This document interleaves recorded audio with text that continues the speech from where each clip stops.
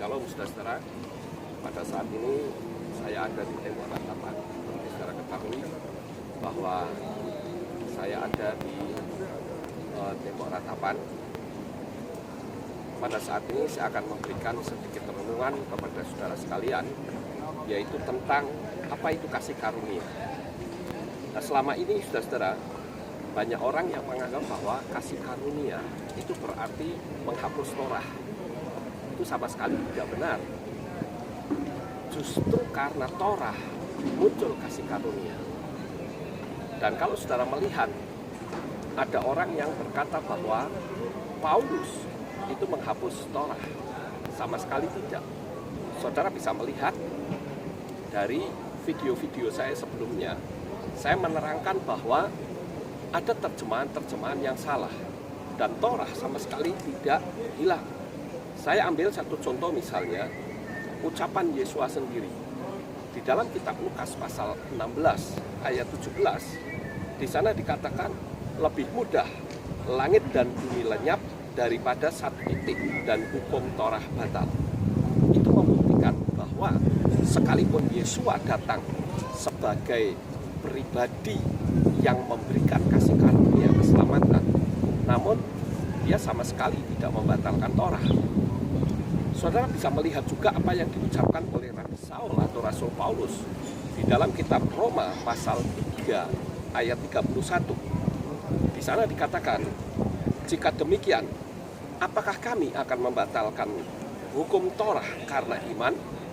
Sama sekali tidak. Sebaliknya, kami meneguhkannya. Demikian juga di dalam kitab Roma pasal 7 ayat 12. Dikatakan jadi hukum Torah adalah kudus dan peringatan itu juga adalah kudus, benar dan baik.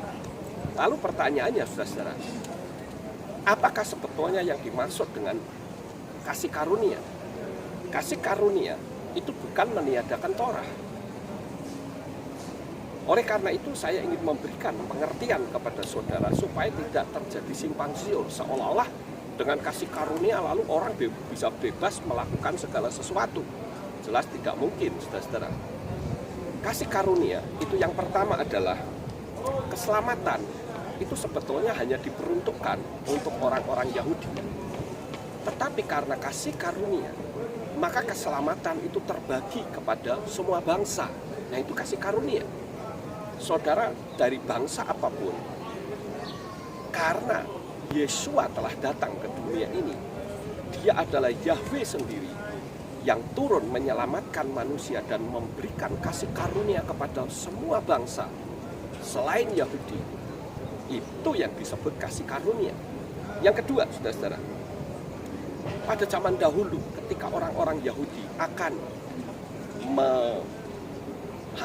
minta pertolongan kepada Tuhan supaya dosanya dihapus, maka orang Yahudi itu harus mengorbankan domba. Tetapi karena kasih karunia, maka kita sebagai orang-orang goyim yang sudah masuk bilangan orang yang diselamatkan, maka kita tidak perlu lagi mengorbankan domba karena Yesua sebagai dombanya tersebut. Itu yang disebut kasih karunia. Yang ketiga adalah yang dimaksud kasih karunia berarti kita itu memiliki hak yang sama dengan orang Yahudi. Orang Yahudi yang diselamatkan, kita juga diselamatkan. Itu yang disebut dengan kasih karunia. Sama seperti kita, saudara-saudara. Kalau kita sebagai anak-anak Tuhan, katakanlah saya orang Chinese, saya bisa mendapatkan warga negara Indonesia, itu berarti kasih karunia yang diberikan oleh pemerintah Indonesia kepada saya, orang Chinese. Nah, itu kasih karunia. Tetapi apakah dengan saya menjadi warga negara Indonesia lalu saya bisa semau-maunya sendiri tanpa aturan hukum di Indonesia? Ya jelas tidak. Begitu juga dengan kasih karunia. Saudara sudah diberikan anugerah keselamatan, bukan berarti lalu saudara itu semau-maunya sendiri, sama sekali tidak. Tetapi tetap saudara memiliki aturan yang tertulis di dalam Torah.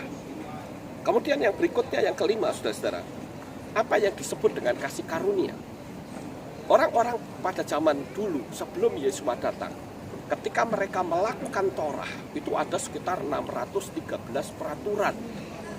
Mereka tidak bisa melakukan satu saja, itu berarti mereka tidak berkenan. Tetapi karena kasih karunia, sekalipun kita tidak mampu menjadi pelaku 613 aturan, tetapi selama kita mau, kita tetap dibenarkan oleh Tuhan. Nah, itu yang disebut dengan kasih karunia. Jadi jangan disalahartikan atau jadi simpang siur. Yang namanya kasih karunia itu tetap ada aturan main di dalamnya. Nah, Bapak Ibu Saudara yang terkasih, demikianlah sedikit renungan yang saya bisa sampaikan kepada saudara. Renungan singkat ini kiranya dapat memberikan masukan untuk saudara bisa tetap percaya kepada Bapa Yahweh, percaya di dalam Yeshua HaMashiach dan Ruach HaKodes atau Roh Kudus, tetapi juga ikut aturan Torah. Demikianlah kiranya apa yang saya bisa sampaikan ini dapat menjadi berkat bagi saudara sekalian. Bapa Yahweh memberkati. Shalom.